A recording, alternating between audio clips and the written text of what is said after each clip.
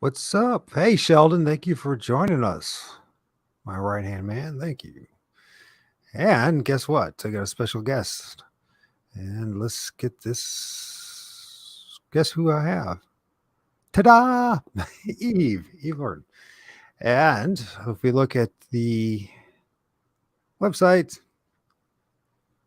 she is an author, researcher, consultant, and deals with anomalous trauma. And those of us who have had experiences with Sasquatch, Bigfoot, aliens, spirits, on and on and go, might benefit from having this conversation. So this is the reason why I reached out to Eve, and I hope that this is beneficial for everyone, including Eve.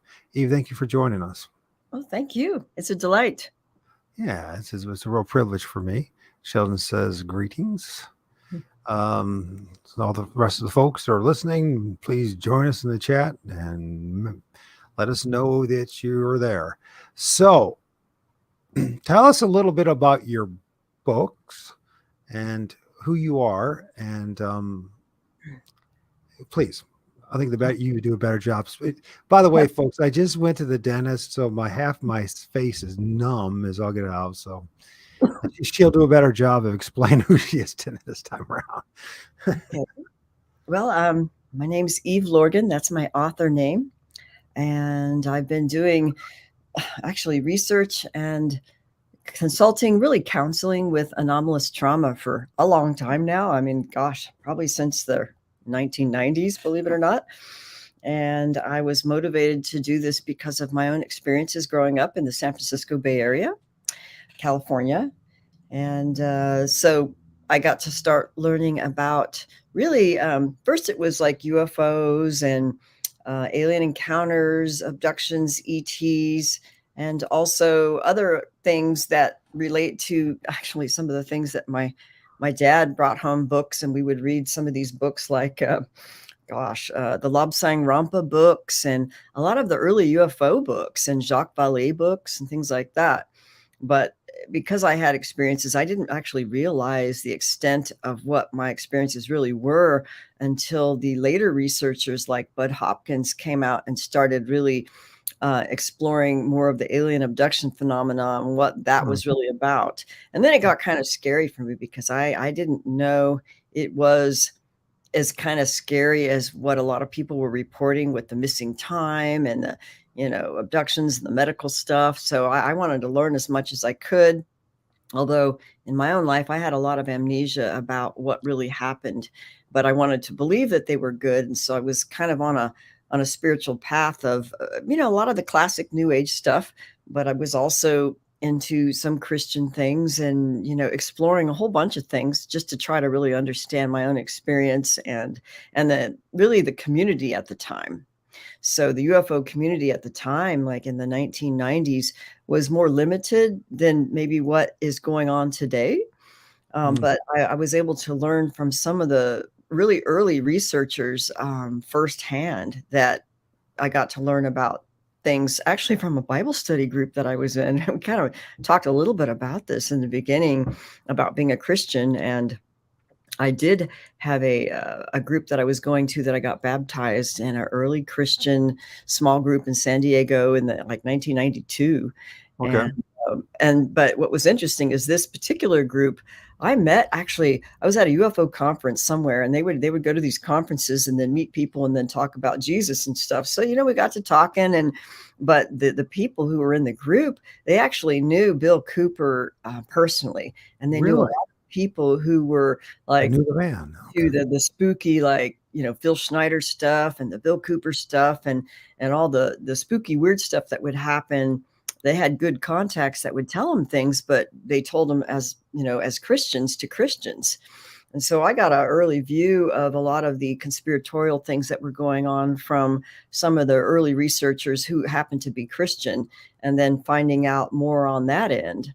But to make a long story short, after studying and really getting to learn more about the alien abduction and the ET contact phenomena, which was really what I really wanted to know more about, like who are these beings and what are they doing to people? And what are they saying and what does it mean? And so when I did a support group for people who've had these experiences, and they were very varied. Some people see that as a positive ET contact that might involve channeling or remote viewing or different elements. And sometimes it would involve the military component and the MILABs, the military abductions, and the aliens working together. So I got a whole group of things that I was studying and then did support groups for. So James Bartley and myself, and actually another colleague that I was going to graduate school with, actually co-facilitated a abductee support group when I lived in Fallbrook, California, which is North San Diego County. And so we started doing groups. It was actually around the time that Dr. Carla Turner passed away. She passed away in January of 1996. But we had seen Dr. Carla Turner at her last lecture in San Diego, California in 1995. And James Bartley and I were there, and some early people who hung around and went to a lot of these UFO lectures in San Diego County. So we got to know a lot of the people who would come and talk for the different MUFON groups. And this was really kind of before the internet really took hold. So we would see people in LA or in Orange County or San Diego or the Southwest. So we would actually get to hear and see a lot of people who were first coming out and talking about their experiences. So I got a good view of what was going on really in the desert Southwest. And so anyway, as we moved forward with doing the abductee support groups under the mentorship of Barbara Bartholick, who was Dr. Carla Turner's close mentor and the one who did the hypnotherapy regressions on many of the abductees that Dr. Carla Turner had in her books, as well as her and her family. So Barbara Bartholick had worked with Jacques Vallée or did early research with UFOs and crop circles and aerial phenomena for years. But Barbara Bartholick did a really good job with uncovering deep screen memories and like a whole view of the UFO and alien phenomena on a much more broader scope. And some of the deep, dark stuff that wasn't really discussed so much in the more popular venues at the time. So we really got a good view of what was going on. Actually, a lot of the dark side stuff, I have to admit. But this led me to writing the book called The Love Bite, Alien Interference in Human Love Relationships. And I could show you a picture, but I think you pulled one up on my website, which is really what started it all. I can. And I know you could see it. I just kind of trying to make you see it here, I'll but yeah, it's on my website. There we go. Yeah, there you go. Got it.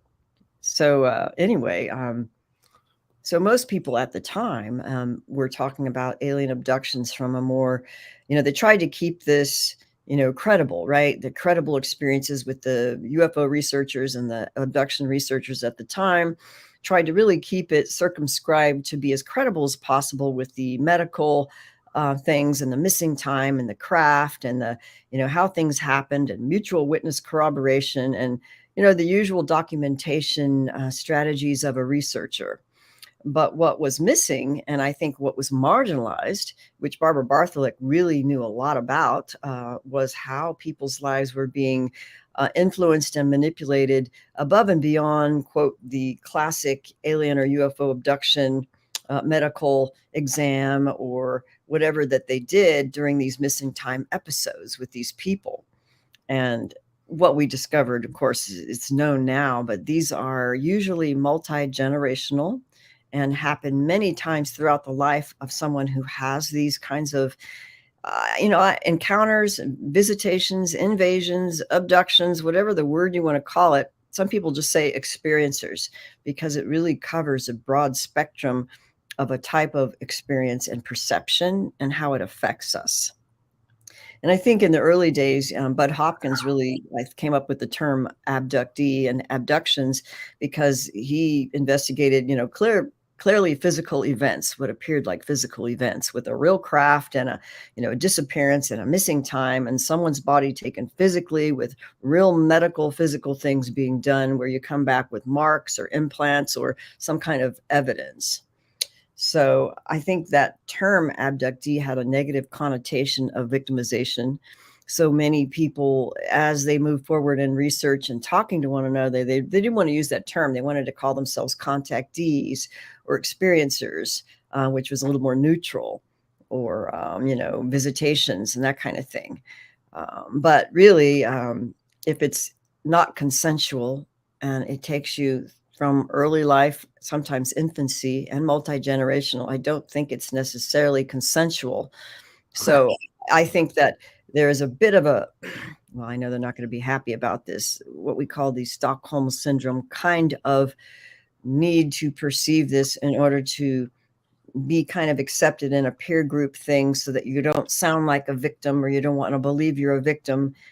And it's not necessarily about being a victim. It's really just being honest about what it is, like, laying out the whole thing on the table. And this is what Barbara Bartholick did with her case studies, which, I wish more of them were published. And luckily I was able to get a few in my second book, and with talking with her over the years, like the whole thing that would happen in people's lives. So a lot of these books and the researchers, you would just hear maybe a segment or a certain case or a certain incident, but you wouldn't hear about the whole life of the person over time, or the multi-generational history, or the other strange nuances that would happen in their life, like weird manipulation in the relationships and how they would set some of them up in these love obsessions. So that's what I wrote about. I'm like, oh my God, I got to talk about this. Nobody else is talking about it. I got to talk about this. So that was what the Love Bite was about, with how they specifically set up, orchestrated, and bonded people in abduction types of experiences, with, a couple, sometimes gay people too, and how that played out with a classic dynamic that was unique for what I think is called, quote, the alien love bite. So that's what that's about. And then the second book was really an extension of working with more people over time, that included the element of interference by a third-party entity, which was not necessarily clearly defined, but sometimes could be an alien being, or what was perceived like an alien or a demon, or a third-party entity that might be invisible, or maybe military technology, or some kind of handler.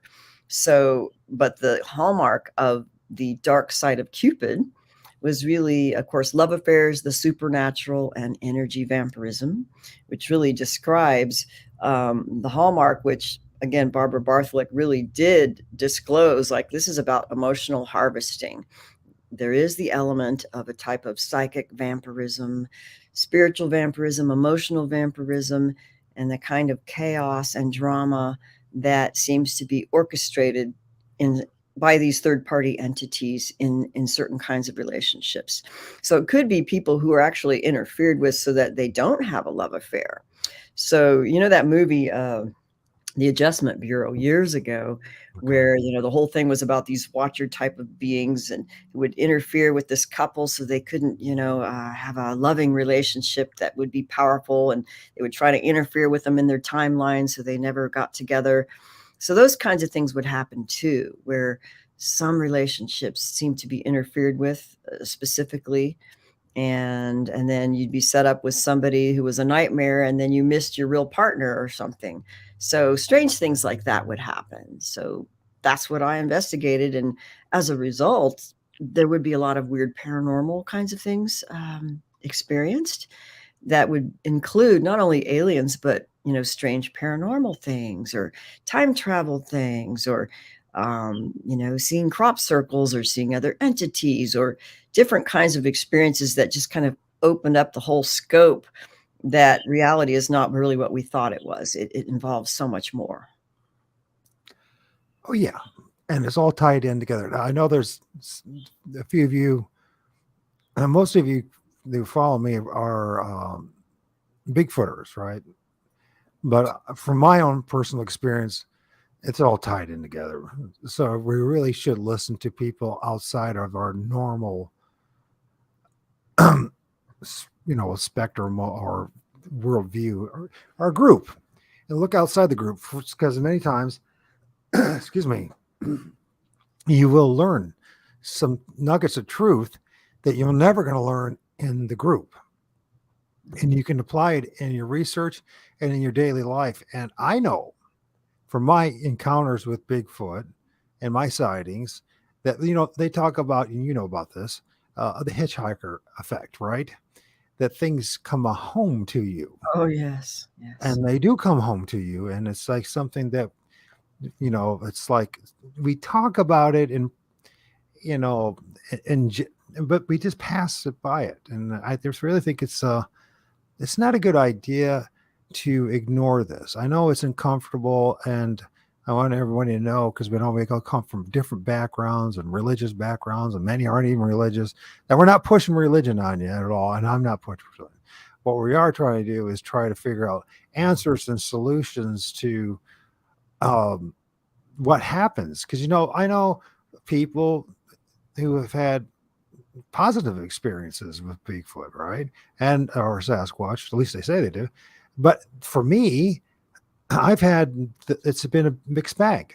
It's not like, so I've come to realize, Eve, is that there's multiple entities, multiple different beings, and you can't classify them all as demons, Yeah. but you can't class them all as like good, saintly, wonderful, benevolent beings either. You have to, and the connection with quote unquote aliens and Bigfoot and orbs and UFOs, it's so ridiculously obvious. I don't know why we are allowing ourselves to be divided into groups Mm. and camps. And so, instead of approaching this in a much more holistic way. Now, I know there's going to be times when people say stuff that offends, but we know we're adults, and so we don't have to agree with everything. But the biggest thing is that there is this multi-dimensional thing going on, and multi-dimensional experiences going on, and we should appreciate everyone's experience, and value it, and not just dismiss it. Just because we didn't have their experience doesn't mean that it's not valid. So I'm sorry about the soapbox. Yeah. No, that's true. But how I get on it, you know what I mean? So um let's talk. And once again, I think that these all connected. I truly do. I'm going to share an image with you real fast, because that's one of the things that we do on this show is we share images of things we film in the field. And this is a chateau being, an image that I filmed in a field, or in my neighborhood. I don't know if you can see the olive shaped eyes. This kind of like, let's go back to your YouTube, your not YouTube, your. So you had some, you have this drawing. Oh, some, You have yeah. and they all have these olive eyes, Yeah, right? like the grays, And yeah, but not all of them, though. Some of them have, like, the reptilian slit underneath kinda thing. yes, Yeah. but I'm filming the exact same things or something very similar in the forest and in the woods and in the trees. Oh, wow. I don't know if you can see that I'm very not well. sure. I mean, can you guys can see I it? This is have to. this is the head. I mean, you can see this is a shadow being it's not. This is not a shadow from this branch. You can see the Oh, wow. shadow. You can Oh, see the darkness of this being, right? You can see the eyes, and I'm just not to brag that's or anything, because it's not about bragging. It's about see it the now, fact that yeah, this stuff is it's connect. To me, it's clear it's connected, that's and a lot interesting. of the official stories don't add up Yeah. about what aliens are, where they come from, and what they're about. And on both sides, I'm including now our Christian brothers and sisters. I don't think that they're got it right either, and I don't think that I definitely am under the impression at this point that the mainstream media, the things, the peddlers of the propaganda that they want us to hear, they aren't telling us the full truth either. And so, I honestly think that there's the connection between Bigfoot, aliens, spirits, demons, angels. Um, this we were talking about how they influence. There's certain Yeah. beings that influence our lives in a Mhm. positive, negative way. I think it's real. I mean, by the way, it's not just a uniquely, or it's not a woo thing. It's not even close to being that. That's so dismissive. This woo thing. The fact of Well, the matter is, we were told this from generations and generations, from cultures to cultures. Okay, I'm shutting up. Go ahead. No, what did you say, the woo thing? I wasn't sure what word you were using. Where Yeah, so woo. We know that, like in. I'm sorry, this is my. Cliff High uses that term a lot, like super woo, and it's a term they're using, kind of a vernacular for I the think it's very yeah. dismissive, and it kind of Uh, like takes. It's like it has to be just flesh and blood, or it has to be woo. I bring this up all the time, and a lot of us in the Bigfoot community and other communities say this. Bring it up as well. And the fact of the matter is, whether you want to call it woo, spiritual, interdimensional, ultra-dimensional, we don't even have the right terminology in my book yet, and it's 2023. That's it's driving me nuts is that we've had our ancestors that talked about this stuff, I think so. cultures and cultures and cultures, and they Yeah, all the were Native American. exterminated and wiped out. And Mhm. now we're here at 2023, and we're dumber than any generation that there ever was. Yeah, I mean, I think that people were more in tune with nature in earlier times. Certainly, those who live in the mountains are unique, um, especially like the Cherokee and the Native Americans. They perceive things much more, I don't know, adeptly about what's It's going on. And my brother claims, I don't know if it's true or not, but that on my grandma's side we had a Cherokee medicine man, right? But we definitely have Ojibwe and Cherokee in us, oh, okay, yeah. and there's a lot of DNA to prove that. Not in a good way too, because my Oh, niece ended up getting a very rare disease that only the vast majority of children that get it have Ojibwe blood in them, which I Chippewa. think that goes back to the poke, the jibby jab, the thing that they give the little Oh, baby. oh, really? Oh, But wow. anyways, Yeah. I'm getting all over the place as I always do, folks. If you guys have any questions or whatever, in the meantime, and if you don't, I know that it's probably your first time even being introduced to you, and I'm surprised at how little there is actually out there of you. You've been around long. There Yeah, are videos, but you part of it just is, I think it's censorship, but also it it's kind of staying on the border of credit. I don't want to say credibility, but because of the nature of what I brought forward, which has to do with, alien interference, it seems like, yeah, that's kind of weird. And I remember when I was at a conference, and it was actually in Washington, D.C. in 1999, where so it was a how long MUFON. you been doing this I've been now? doing this a long time. I remember I spoke for MUFON in LA. I think it was like 1997. So this has been Jeez. going on a long time. But one time, it was a Walt Andrus who was the head of MUFON in DC at the time. And then was a group of people who were researchers. I was one of them who would present. And I remember Stanton Friedman was there. Friedman, who's like the big physicist, Yeah, yeah, yeah, yeah. was He put we would do like this discussion thing. I'll just tell you, this is really funny. And I had this big binder that I had all my notes in, and pictures and stuff. And on the binder was a big picture of the alien that has, like, my book, right? So it looks totally cheesy, but anyway, so I had this binder with a picture of the alien with like the Cupid's arrow, and he was looking at it and looked at me and said, "That's not scientific." And I said, "Well, it's true. That's what's happening." I And know so, it's not scientific. I yeah. mean, what does that mean? That's like, if it's not our way of thinking, it's not our way. It's not if it's not the official Well, it's narrative. That's what it's doing. embarrassing. I mean, I think it's actually embarrassing to people who try to keep this, let's just keep this credible according to the scientific theory of da da da da. But really, like, all this other crap is happening. And this is what Barbara Bartholick knew. And we would have long discussions about like what would happen in our private lives, and all the different interconnected things that we discovered were connections, and I think significant in terms of what was going on in our childhoods, and the kinds of groups of people who would be, somehow plucked out to be used in these abduction programs and the My Labs, and how we had similar things that would happen that we didn't think were related until we started talking, privately at these groups. And, we would have shared dreams together. And I think that there was also Sure. experimentation where they were doing joint, well, now they're probably calling virtual reality scenarios, that are a type of consciousness astral abduction, where they could actually pluck your consciousness out and pop you out into a jointly experienced dream kind of thing, but it seems more real. And you may interact with Wow. several people, but then you could have joint memories of who was there. And so sometimes it's like, well, did you have this experience? And then we thought, well, that was an op, a MyLab op, where they took us and we did this and this, and they took our memory out and they plopped us back, and this is what happened. But now I question a lot of what they do. I think there's a lot of technology and abilities to remove our consciousness out of our bodies or into other parallel dimensions or realities and interact in different ways that we may not even fully understand. It's not like physical, not really our physical bodies.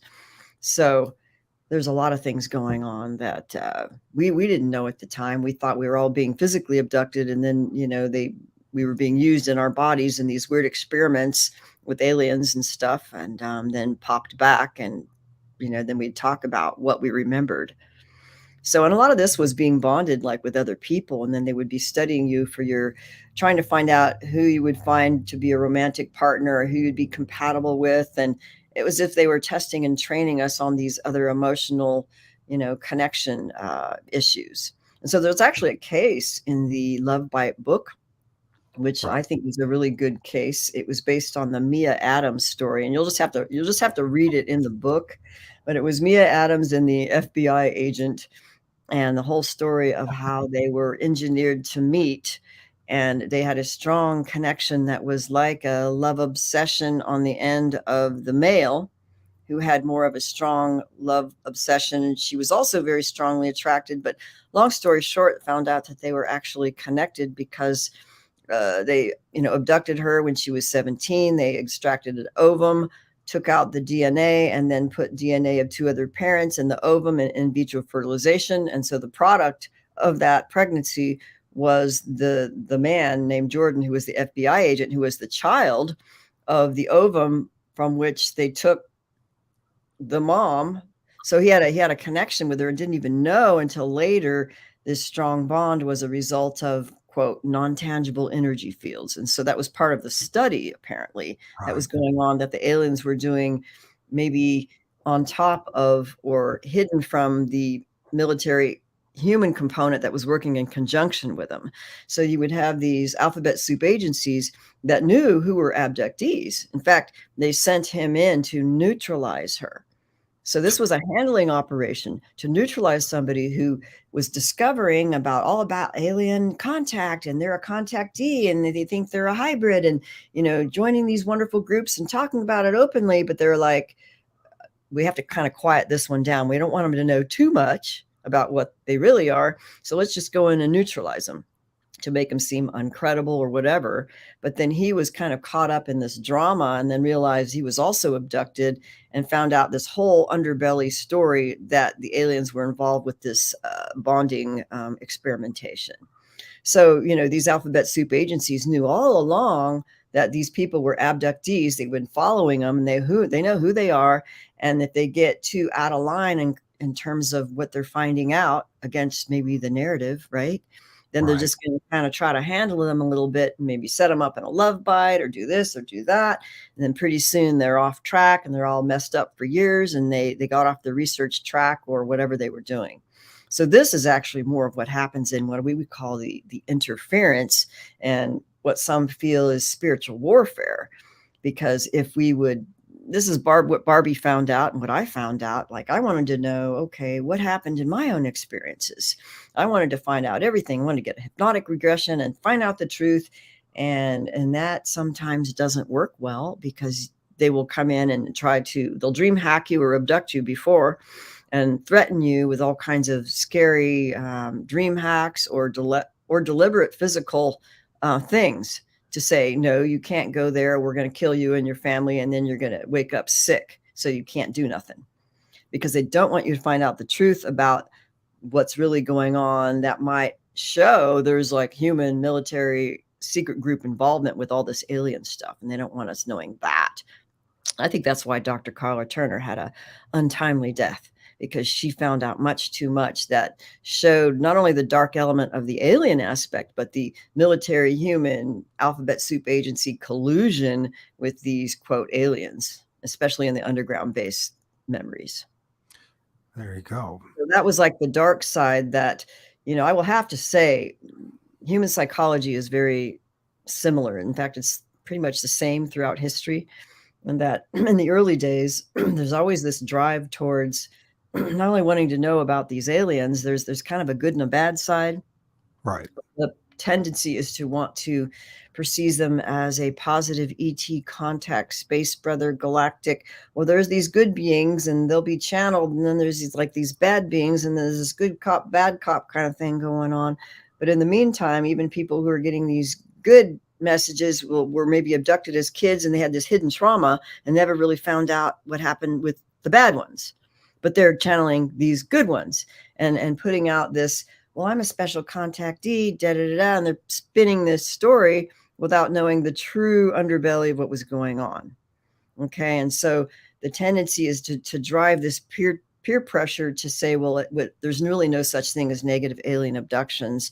They're only like the bad military who are doing that. You're just being negative and fear based. The real ETs are really good, and so this is the complaint that I'm going to let it rip because I feel like this needs to be told, because this is something that happened to Barbara Bartholic early on when certain Oh, very, very this well known. show, you can let anything rip. Just to let you know, there's no.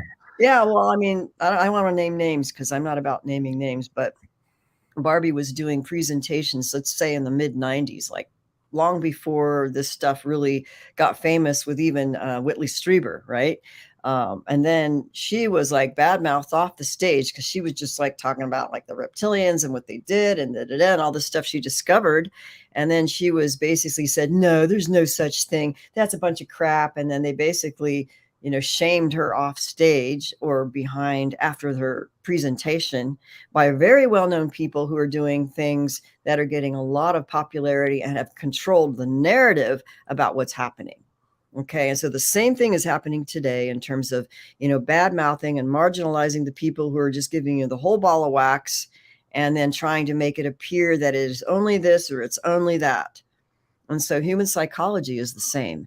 People are driven to want to believe, what they want to believe to make them feel special, and that, they really do have these positive space beings who are there to raise their consciousness, and that, well, all the military's bad and we're ruining our world and we got to, stop fighting wars. And a lot of this is programming that these aliens would do to these abductees so that they create social movements later.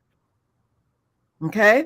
So this is like huge. This is actually really huge, but most people don't want to talk about that part of it. And I'm not saying it's all negative. I'm just saying that there's a lot that people are not willing to really look at deeply, because the quote spiritual warfare element and the deception and the handling is done very, very well, so that the deep stuff is not really well understood.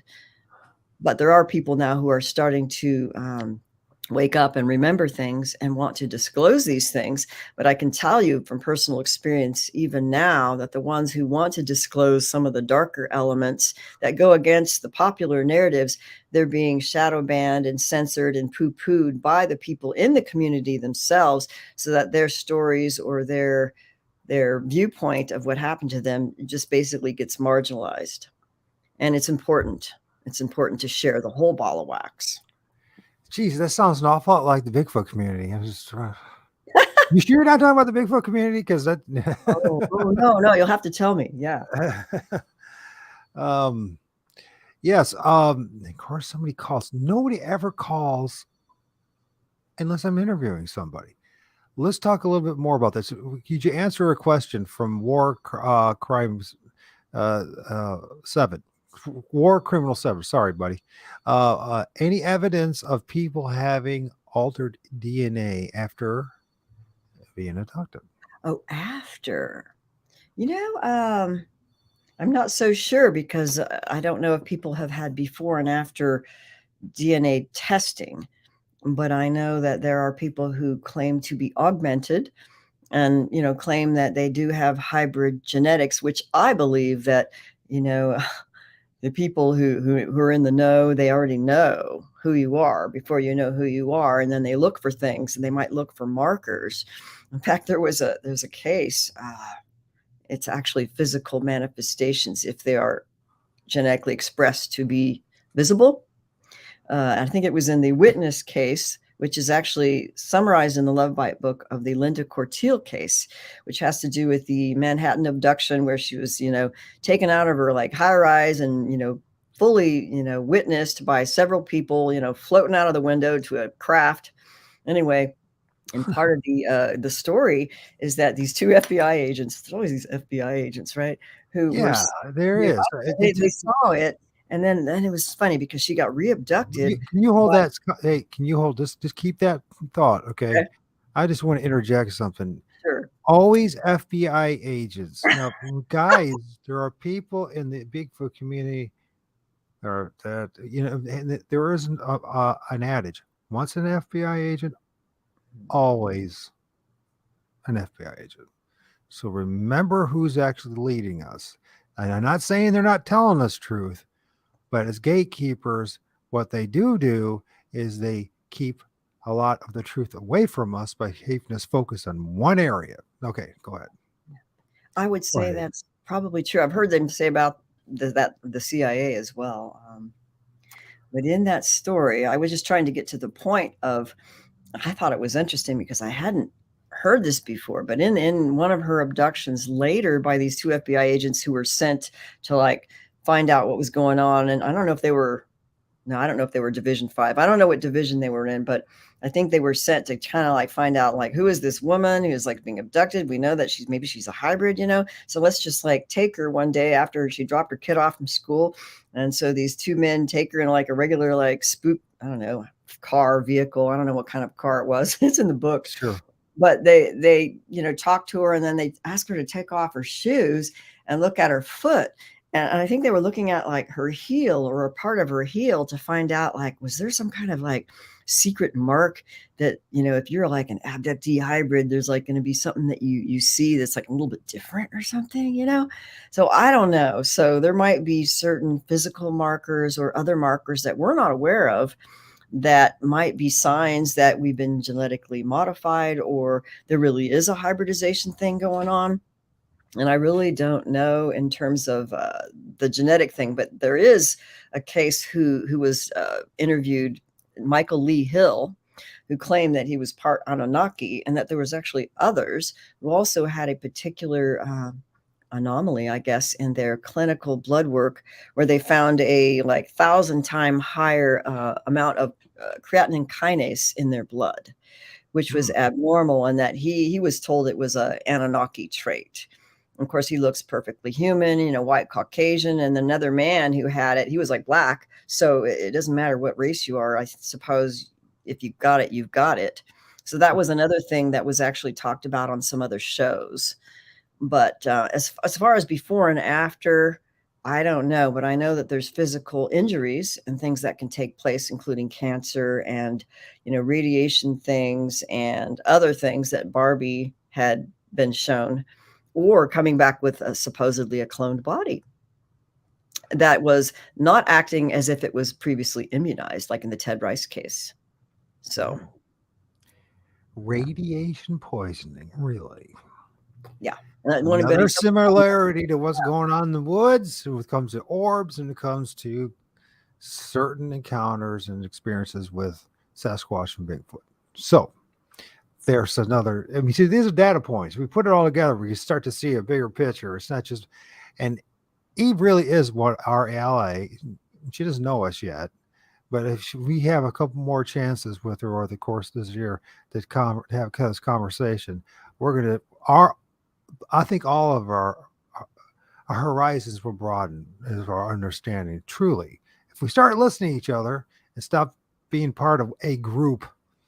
Anyway, I get so mad about that because it's just like I yeah, don't, because we started doing this show just by chance through evolution of it. I'm interacting with guys who do paranormal research.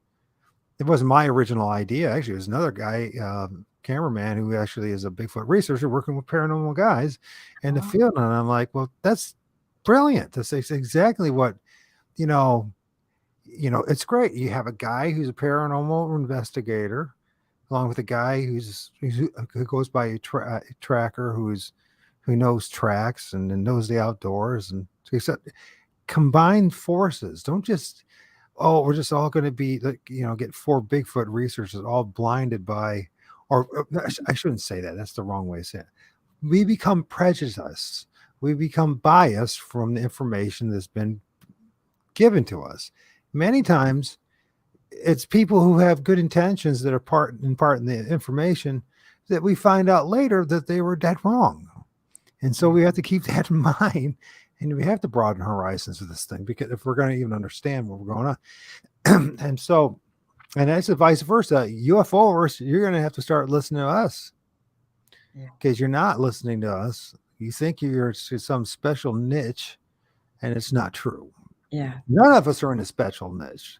We're just being narrow-minded in our thinking, because somebody told us that that's what we're supposed to do. But we know better than that. We all know better than that. I think that's part of the, how they want to define us, or have us define and identify ourselves as finding our own group that has a certain mental belief system, and that that's how we define our connections. And this has happened, I think, post-COVID more often, and also post-internet and digital technology, so that now, see, it's part of, I think it's an agenda, but this sounds conspiracy, but with this whole world is driven by conspiracies. I don't even know why we have a problem saying it. I know. Nobody puts us into the mental belief framework instead of the beingness, connectedness that is a more comprehensive, organic connection that would actually help us connect with one another with less division and argumentation that puts us on a mental belief level. So this is something that I learned, actually, or maybe reified what I was sensing, but I didn't know how to articulate it. Yeah. That the internet causes us to want to, do a lot of research and find your own tribe by what you believe in, but it is a mental belief system. So instead of, let's say, hanging out and connecting with your neighbors where they're walking for a dog, and we don't really know what we believe in, but we're connecting and talking on this organic level that doesn't have anything to do with the belief system, but we could still get along and appreciate one another on a whole other level of beingness. It has to do with beingness, which goes into the heart and what I call in Taoist Qigong, I guess, the Dantian, so that when we reroute to the centered of beingness more deeply, instead of all in the mental realm, because in the Western culture, we're all like up here, and the digital is like forcing us to be up here, which is a brain entrainment tactic of mind control to keep us out of the heart and out of the deep beingness, which connects us to organic life and to the earth. So when the more we become more organic and heart and Dantien, and then with the mind, we're able to more holistically connect organically with one another with less argumentativeness and divisiveness. Yeah. You said the division has been installed in us, and it's about beliefs, what we believe in, really. Which we cannot prove. A lot of our belief systems are based on not on evidence, but on words on pages or what somebody else said. This was like, it's one of the most valuable gifts that I was given. I already knew it, but it was reapplied in my life when it came to Bigfoot research, is that once you go to a certain point and then you realize, okay, I've listened to all these videos, I've read these books, I've listened to all these experts, and I still don't know. Well, it's the next step. Oh, I have to go out there in the real world and find out if it's actually real or not, right? They call it boots on the ground kind of thing. But yeah, but here's the thing. There's not a specific way of going about it. In other words, what we're being conditioned to do as Bigfoot researchers is we think that we have to go a mile or two into the woods to have any kind of encounter or experience, which I'm proving in my own experience, and others are now coming and sharing, or have been trickling here and there in my life in the past 6 years, as having very similar experiences where they or maybe they'll see little green men, or they'll see Bigfoot, or see orbs, and then you start talking, and then you realize how it's real close to town, and like me, it was in my backyard, or in a cemetery down in the middle of town, or or all the other sightings that I've had, uh, um, either in town, around town, or in, at times, yeah. Well, as far as sightings and encounters, have all been within the community, which goes contrary to what most of what you're hearing over and over again. And I honestly am getting to the point in thinking that part of it, because I know how the military works and how the government works and propaganda, and and I know about agenda 21 and agenda 30, 2030, and about smart cities and trying to encourage people not to go out in the forest and woods, but stay stuck in here in our smart cities and don't actually go out there in the woods. I do think that a big part of what's happening to us, and we don't even realize it, but as time comes on, you will realize it, that there are agents in play that are trying to are constantly telling these scary stories of something happened in the woods Mm. to keep people from going in the woods, ironically. And I really believe that's the agenda. They want you to be so much yoked to this system Mm. that you never go and find your own way or your own authenticness, or just have your own real experiences. But it's I said this, I think it was last show, and I'll say it again. It is more dangerous for you to go to the mall than it is to go to the woods. Yet they reverse, they don't talk anything about how dangerous it is in the woods. But I guarantee you, you're risking your life truly more in the mall or in the doctor's office for sure, uh, Yeah.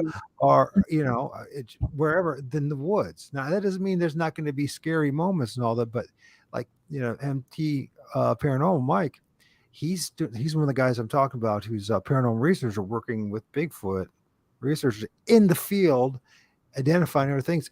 They're still alive. You know what I mean? Bigfoot hasn't come and snatched them up and all that kind of stuff. But we hear, and I know, how do I say this, guys?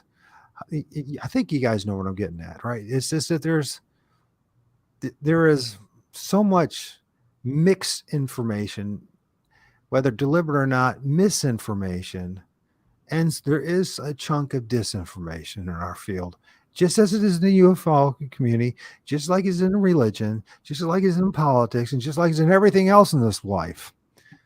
You know? Yeah. There's missing people in, I think it was David Paulides' research, where there's Yes. found a lot of missing persons in and around certain kinds of places. But people do disappear. I mean, there are those kinds of Well, things. and here's the thing, and I know this is going to upset people, and I'm not condemning him because I don't know him, but there is a big red flag for me because he was an FBI agent. He gets all of his information from the FBI, and he's talking a lot about missing people, and he is kind of you know spreading the scary story thing going on. I know he shares a lot of truth too, but that's how it works, right? They'll share 90% truth, and then they'll have agenda behind it. Like, what is the agenda? Well, it's more than just selling a book. I think that there's something, you know, more people know about missing people in the woods than they know about, for instance, what's going on in small groups of guys throughout this country that are working together, getting like all these different readings and having EMV voices and communications and radiation signals and orbs and all this other stuff. And this is the reason why I think it's so important to talk about. It's not because I don't really want to be a popular YouTube. I told you about this, even I used to have a bigger channel. I don't want it again. I want the truth this time, because all I want is the damn truth. Did you say, I don't mean to cut you off, but did you say that in some of the Sasquatch sightings and areas there was radiation found? High radiation? Yeah, absolutely. And those guys they're filming, they're like taking readings in the footprints and just having higher than normal levels of radiation being emitted. I wonder if they Well, would have fluorescence markings. Remember I mean, I just did an article about it years ago, where one of the things that Daryl Sims and actually Dr. Roger Lear, who did the alien implant surgeries, one of the after effects of alien abductees post abduction was fluorescence markings on the skin if you used a black light. And then, of course, you ruled out the normal ways in which the fluorescence could appear. They would have marks on their bodies that suggested. Could you rewind that a little bit and explain what you just said again? Okay. Well, I'm I'm thinking sorry. about radiation, but I'm also thinking about not only radiation but fluorescence. So fluorescence is when you have a light that can be seen through, when you have a UV light like those black lights, the old-fashioned ones, and then you put it on whatever surface you want to view. A lot of times, real estate people do this because they want to see urine markings and weird shit, right? So they have to clean it up. Right. But so the fluorescence markings would show up in different colors on the abductee's skin or different body parts after they came back from an abduction. Black And it lights. would last for maybe, 4 or 5 days or whatever, and it was subdermal. So there was a whole study with that in terms of, well, why is that happening? What could it be? And I did an article about that years ago about the scientific reasonings, because I was a biochemist. I worked with fluorophores and bioluminescence. So I wanted to find out, like, well, what's that about? And I thought part of it was interdimensional transitions, that there might be energy level things going on with interdimensional, like you go through a portal and you come back like physically, and then you dematerialize and then come back. But sometimes I think it's the materials that the aliens would use, Sometimes, yeah. even their skin mark, even if they touched you, it was where their fingers were that would show these fluorescence markings. So sometimes it would be a tattoo where, they're tattooing you with something that's obvious fluorophore, and they're marking abductees like cattle. And then other times it's like a splash or something they used, or it's a finger mark. Right. So there was that going on, but the radiation thing was also true. A finger mark. Can you guys see what she said? A finger mark. Now think about this. A hand mark when you're in the field researching. Especially you guys are doing it at night. It's just what she's just saying. I think she just gave us a subtle hint of somewhere else to look. Yeah, you should check that on the Sasquatch, because maybe their footprints have a fluorescent marking, And no and one, that I never heard anybody talk about that. Did any of you could. guys ever heard anybody talk about that before? I think that's a great idea. It's Yeah, another but tool. the whole thing about I don't mean to interrupt, but Please do. Dracos, the Dracos and radiation kind of like linked together.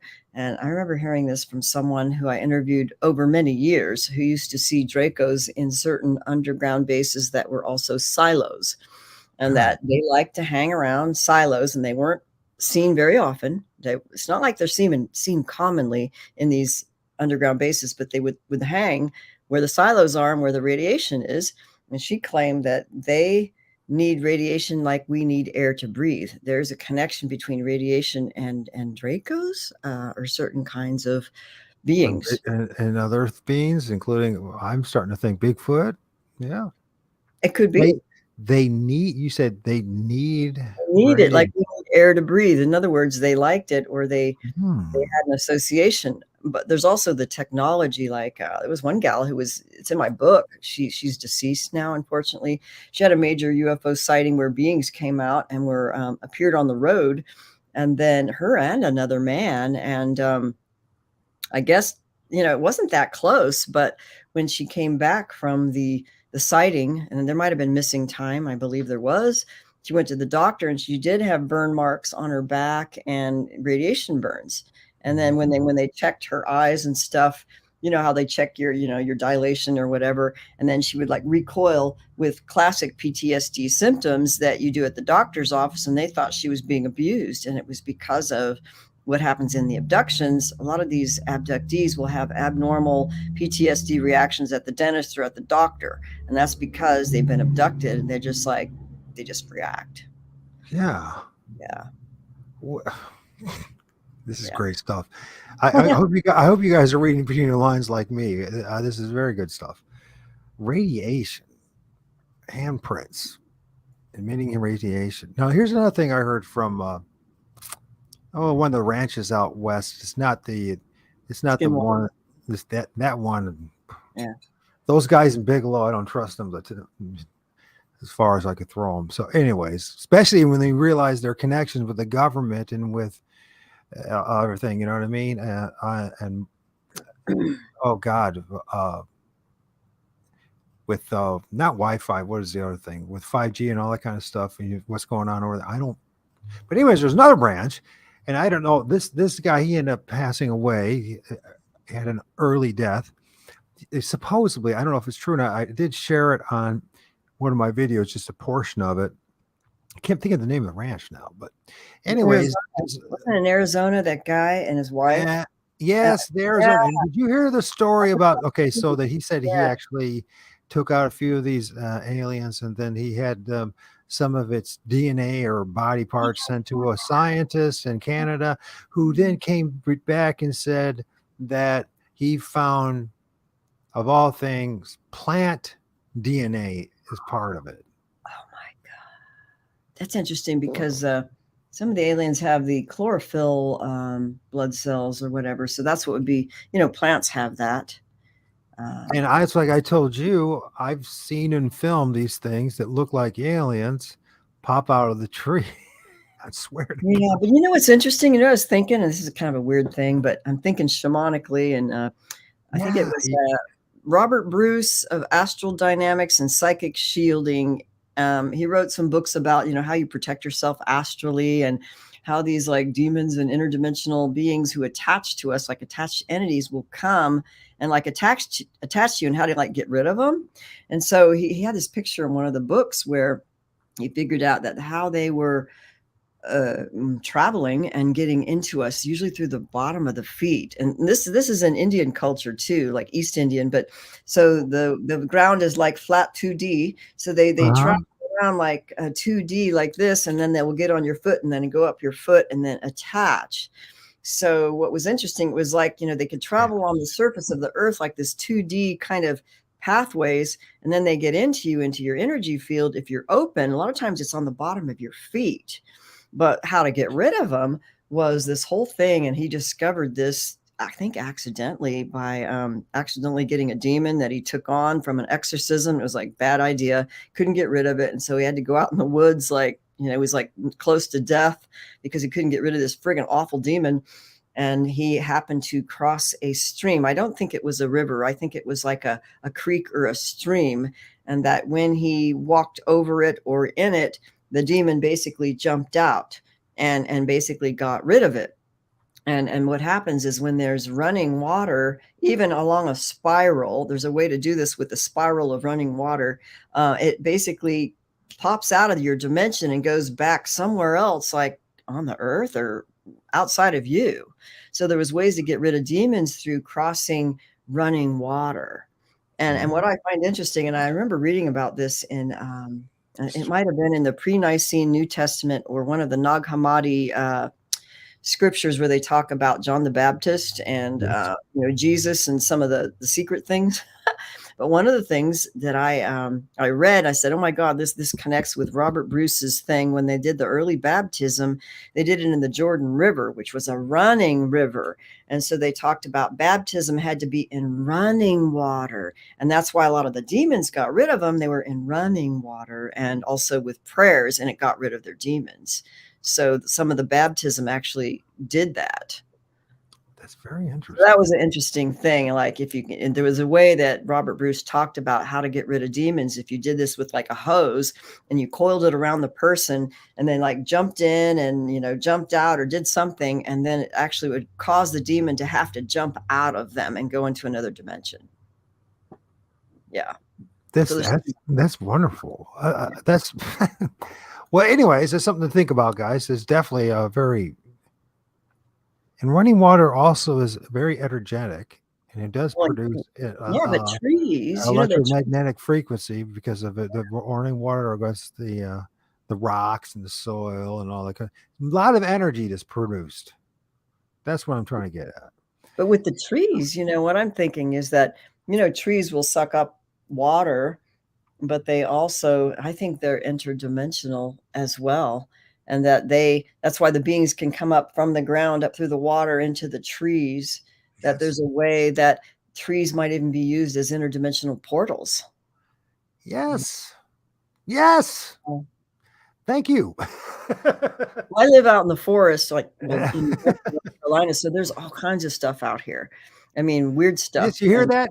See, I'm yeah. not the only person saying this, and now somebody else is now. I know you were saying you're thinking about, you're contemplating it, but I'm totally convinced that's exactly what's going on. That was one of the things where I shared, and then I don't want to keep you long, but I do want you to come back, and please come back because you are one of us, and I know that you got. I know you're a busy person. You're promoting stuff and you're on channels and doing this and that, but I hope you realize that this is a little different here, just a little different, and you will be a little different if you stick around and join us a few more times.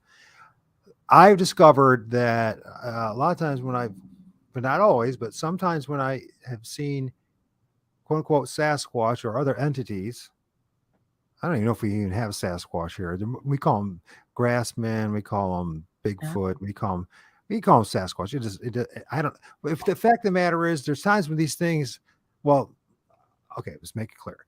I did see twice, at least twice, that looked just like what we call Sasquatch come out of a tree, and that tree shortly thereafter died. Oh, wow. Now, I can't say it happens all the time, obviously, but my theory, or theorizing, is that because you said that they feed off, and we're talking about aliens, but matter if they're not much different between aliens and a lot of these other entities, and that they do feed off that we call energy or a radiation, and they absorb or suck up the life force of the trees. Wow. And then eventually, then it causes the tree to, because it's like a sentient being, just like us, and it's very much like us. And we're compared, and not in the Bible, and a lot of other texts, to trees, and in many different ways. And what if that's what they're doing? They're actually sucking out the life force of these trees. You know what I mean? And Mhm. therefore, then they die. I mean, how did guys? Here's another thing: when you look at these tree structures, and how did they straighten these trees out like toothpicks? They don't start that way. Somehow they straighten these trees Oh, out. that's a different They thing. they branch, they take all the branches off, then they straighten these, and they'll be 30 feet or longer tall tree trunks that are not normally perfectly straight like that. Oh, Especially in where I am in Northwest Ohio. I mean, it's not like it's out California or out west with all those poplars and all those other ones that may be a little more straighter. And how do they end up being straight? How do they straighten them out? that's How do weird. they, you know what I mean? So they have to do something to it to warps them. That it's kind of like when you think like metallurgy or something like that. You want to have a straight piece of metal, or you want to bend it to be like a horseshoe shape, or whatever. You have to heat it up. You have to heat up the elements of and straighten it out by force. There's got to be some energy involved in all this. You can't. I mean, I'm talking like Yeah. radiation or some kind of energy that's being emitted that cause these trees to be also be straight as a toothpick and no branches on. So I'm just bringing that up to That's um, weird. and Steve, there's a lot to, and that's when we start talking this way. Then you shared us a few things. I just shared a few things I'm pretty confident you probably never heard of before, because we're like this is only a small little group that's actually pretty much talking this way that I know of. I mean, there's other small groups doing it as well, I'm sure, but it's not like you know they're not going to put people like me on a channel that has 100,000 subs. You know what I mean? And Mhm. they're just not going to do it, or in 10,000 subs, because it's just the things I'm saying. But the things that you're saying too, you're going through the same thing. Mm. Anyways, let's go look at this because I know you have another interview, and I would normally this is what happens, and I don't know if you sensing it, but when we have these conversations, Eve, they usually last at least 2 to 3 hours, maybe more, Yeah. because there's no way to get it done in an hour. But I I know. don't want to push my luck here with you because I know you have an interview. You said and shortly, and if you're like me, you need a little break in between stuff. You know, Yeah, you I need to gotta recharge or to lay down. So, once again, this is where you can find Eve's. website? It should be in the information box. Yeah. Yes. Will you, I also have a can you commit? Facebook Will you group. commit to us? I could do. I'm I gonna don't do. know. I I don't know. read. It's interesting because actually I know locals who know where to talk to Sasquatch and stuff. And there's a woman who runs a website called skyshipsovercashiers.com. And there's all kinds of stories about local Western North Carolina, mostly Sasquatch and all kinds of things, including like weird alien shit and underground bases and little people and the Cherokee and the whole, there's a whole bunch of interesting things in like the mountains, like little people, like real little people still living in Tennessee. So, but there's, Sasquatch stories and people who are telepathic with them, or they leave them out fruit and goodies, and then they'll go and pick them up. Or certain houses they got pissed off and ruined the property because they wrecked something, one of their natural habitats, and then they figured it out and made peace. And there's all kinds of cool stories on that website about Sasquatch. So, Yeah. What's the name of it again? skyshipsovercashiers.com. It's Mary Joyce who's the editor, and she's done interviews and written books, and her articles are small but they're good. They're very interesting. A lot of interesting topics. So I cannot. I know I can't spell. I just went to the dentist, and I could barely put a sentence together, and I already have hard enough time to do it. How do you spell sky space? oh yeah, Ship. Skyship would be like big SKYSHIPS, like I skyships. know how to spell. I went to college. I didn't university. Cashiers I is know. like CASHIERS, and it's actually a town that's about a little over 3,000 feet high in the mountains of Western North Carolina, where there's actually a lot of UFO sightings up there too. So So they have a lot of weird things. Yeah. well, it's all weird, but it's all connected, and we're connected to this. And a lot of the truth of who we are has been hidden from us, and what we're dealing with, and what this is might be the begin. I hope this is the apocalypse. This is our apocalypse, a new revelation, the truth coming out. But it has to. It's clear that we have to.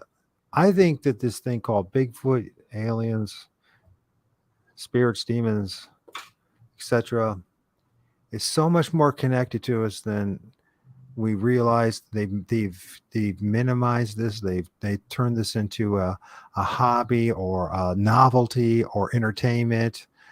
Right? It is now science fiction, and it's far from it. If all, you know what, as I tell people, there's one thing I know after 55 years: Bigfoot's real. Mm-hmm. That's one thing I absolutely do know. So, you guys check out her stuff. I'm asking you to make a commitment. Please join us again, will you? Sometime soon. If I or when can you join us? Let's put it that way. I'm going to do it right now. Gosh darn it. I don't know. You just have to email me because I have different schedule every week, and it just gets crazy sometimes. So How about next month? We'll try to get together again and do the more, because there's more information to be talked about on both sides. And these guys, they have some stuff to share as well, by the way. It's a little okay. different here. So I really do appreciate it. I'll reach out to you. Yeah. And It's interesting about the trees though, because I didn't know that about the trees. And now I'm like really intrigued because sometimes you see faces in trees, I'm thinking, wow, that's really weird. I saw an alien face in that tree, and I'm thinking it's just your imagination. It's like, oh my God. well, maybe you actually did see it. I know. So, okay.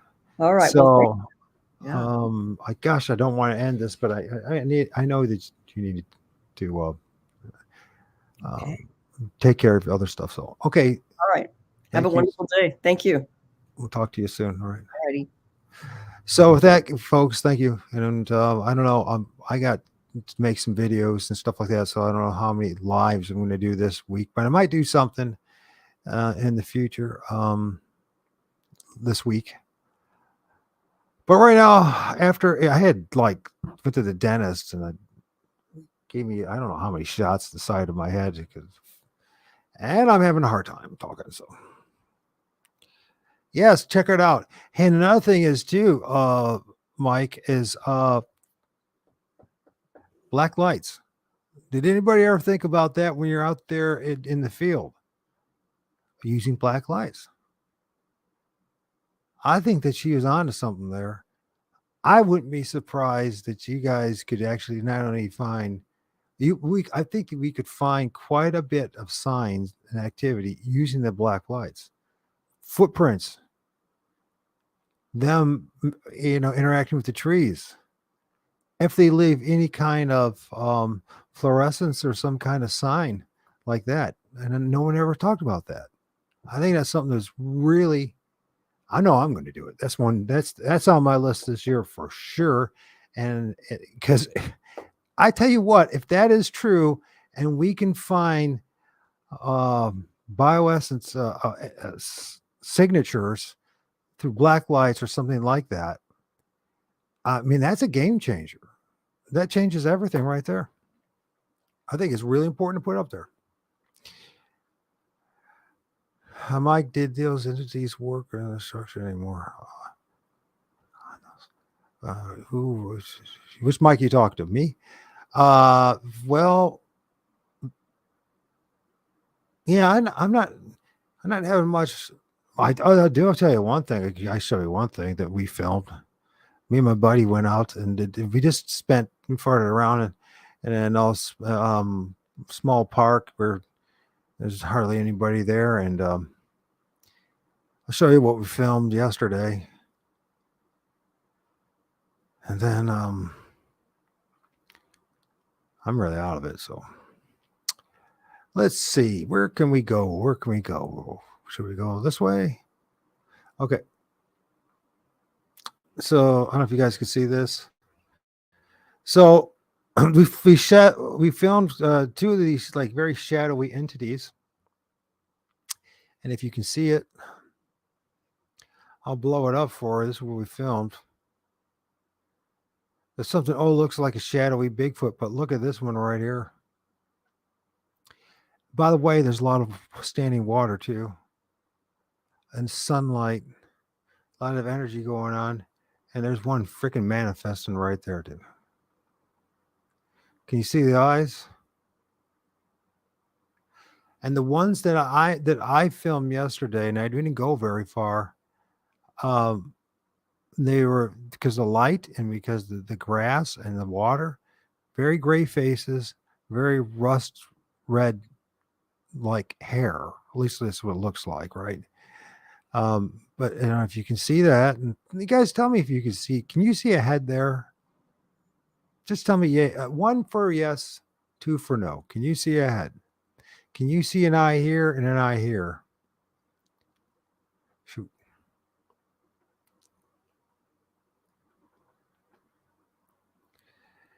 If you're even following me, let me know if you guys can see. Can you see what I see?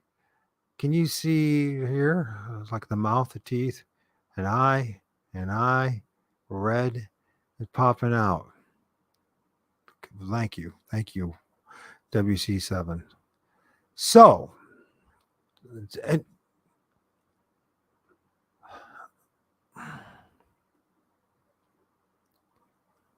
yes, they're very shadowy beings. At times, it is generate enough energy to some of these little entities.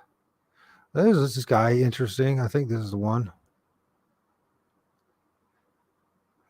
If you look in there, I don't know. That's not a good one. There is some entities there. I'll show you a couple of entities. I'm sure. I wonder how Eve is going to take me. Most people have a hard time. I think have a little bit. I don't know how to handle me. But anyways, so these are a couple of some of these entities. They're very red yesterday. Very red entities that we felt, and we didn't spend a lot of time in the field. We just, there's actually we're filming. I think we filmed more. The vultures are migrating, right? Dang.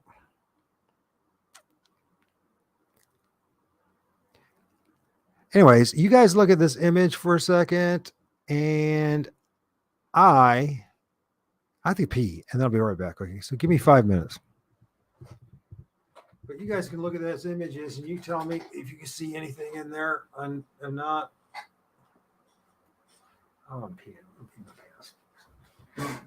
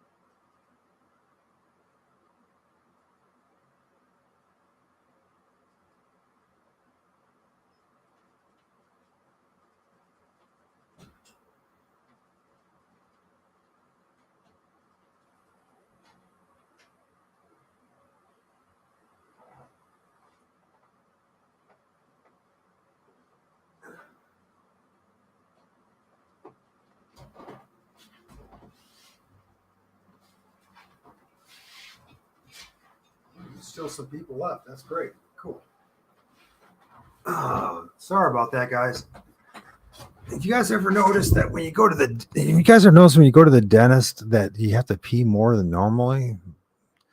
Anyways, I'm going to look and see if I'm getting a black light. Yes, I'm telling you, that's a great idea. Anyways, if anybody's interested, and if everybody's there, and if you can, if you can't, don't worry about it.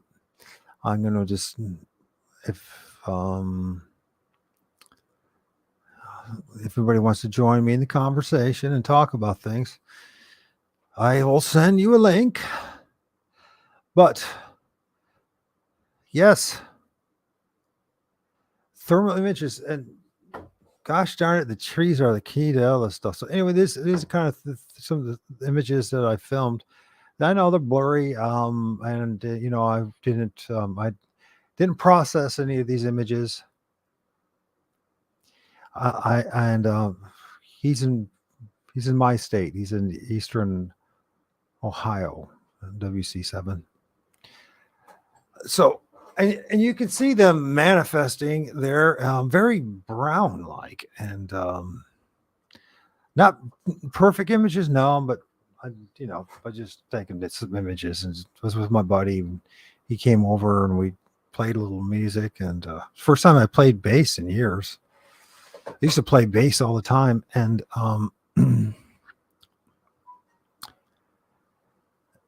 but yes, the black light thing. Oops, sorry for that.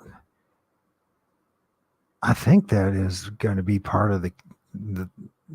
Well, look, if they do have any kind of bioessence or um, markers that they leave behind, that's be a perfect opportunity, and especially when as time goes on and things green up and the leaves, you know what I mean, and all that, um, and the trees become more alive again.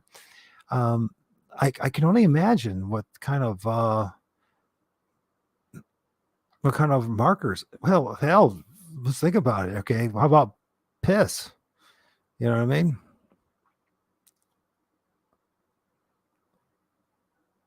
Oh man, it took that long for you to get your power back, and the internet's down, man. That sucks. That sucks. I'm so sorry, man. I didn't know you guys got that bad, man.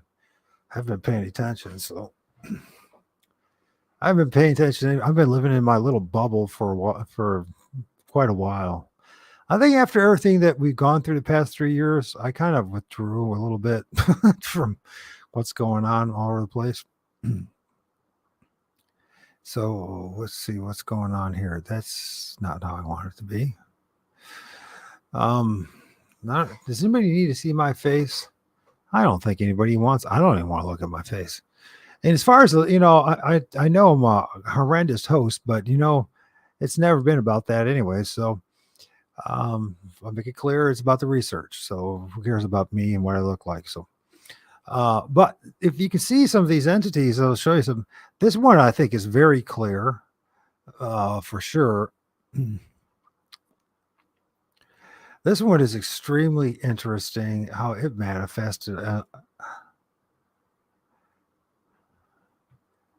And so, the images aren't great, but you can see them manifesting. And I noticed that in this brown dried grass, high grass, where the water is you get this kind of much more grayer. Thanks, Mike. At least, that means a lot to me. It does, if somebody's trying to do the same thing and research and trying to figure this stuff out. I mean, there's a lot of other guys out there. Their job is to entertain.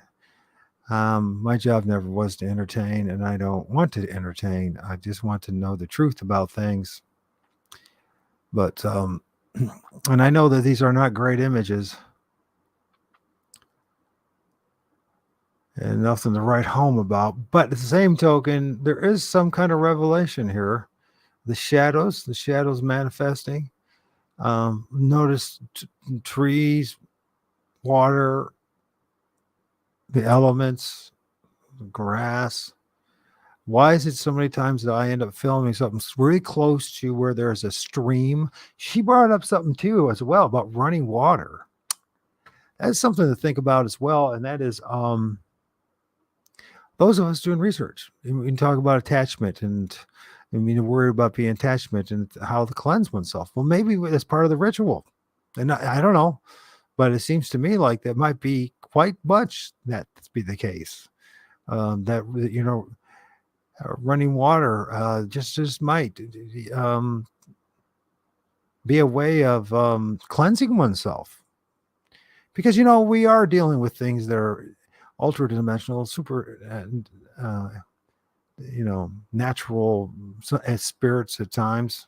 I think most of the time actually as spirits, and so there's something to put that in our memory bank and of data. Running water. Hmm. Running water, radiation, running water, and black lights. I think we're on to something. That was worth it. Just if we never get a chance to talk to her again, I'm sure I freaked her out a little bit. Um, I'm not your usual, so. But you can see the guy manifesting, and of course, there's a tree in the water. It's a shadow, but it shouldn't be a shadow there, right? We go back to that image again, the original one. It's another example of a shadow manifesting in an area where there should be a shadow. You can see there. I wonder where the original. Um, I'm sure maybe this is it.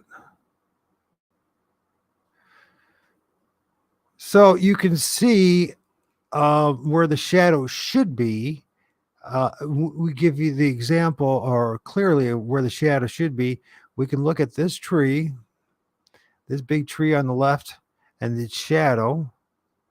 Right, the shadow is the sun is on the west side of that tree, southwest. So that's where the shadow should be. So the shadow should be behind the trees and etc. Right? But when you look at this, you start to see clearly that these shadows are in the wrong place. They're in the wrong place. they, they should be on the other side of the tree, and they're not. That one in particular is very much just stands out. And then this one right here, too. This is something to look at when you're looking at stuff like this. You're looking at your photos and all that. And tell me if you guys understand or don't understand. Let me know.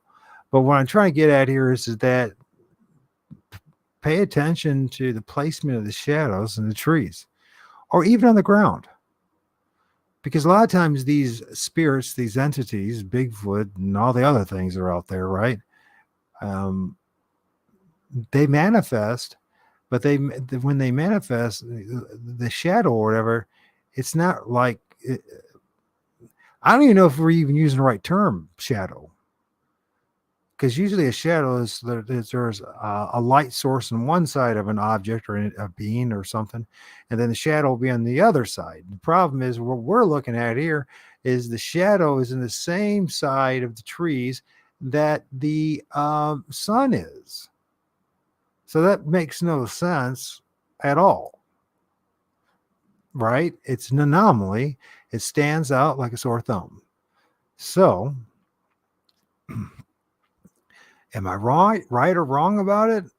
Um, only time will tell, and we'll find out, right? And if we work together on this. Um,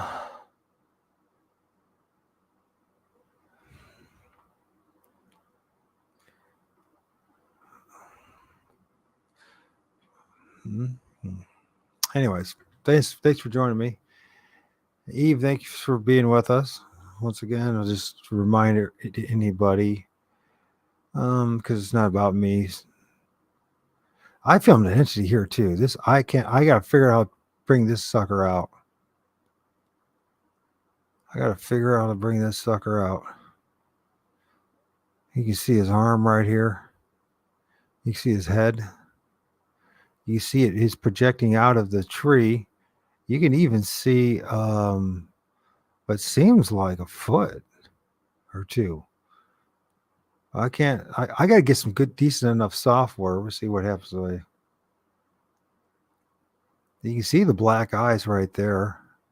I don't know if you can see it at all, to be honest with you.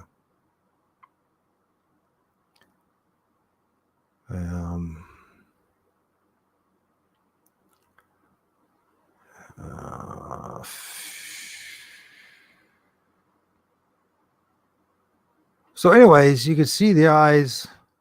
There's two eyes, almost the white face. There's the conical shaped head. And then it's got this arm, and it sweeps right there. And then it's got like a leg. It's like crossed its legs. God knows. I stay in touch and we'll talk some more. I can't join right now. I'm trying to finish some editing them out. Okay, no problem. So there's another entity that we filmed in the trees. In the tree. Yeah, and I just don't. That might even be a better. That's actually is a good image if I could just bring it out a little bit more. So, but once again, this is his hand, his arm, his head. He's even got his legs crossed while it's seemingly hanging on a tree. Actually, this would be a good time if Shell's around to take a picture of that and fix it. Anyways, so that's that. And where am I dealing with all this? My son's Saturn thing. This is her plan. So she gets her last the kudos and credits.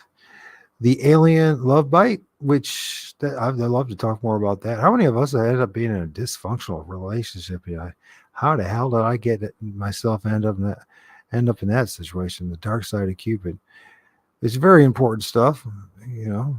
Obviously she was a Heidi in her day, and talks about all sorts of things: spiritual warfare, cult abuse, military abductions, alien and interference of human love relationships. I might differ a little bit with her about what an alien is. I was going to debate about that. So, because in the end of the day, I have no idea. With that, everybody take care.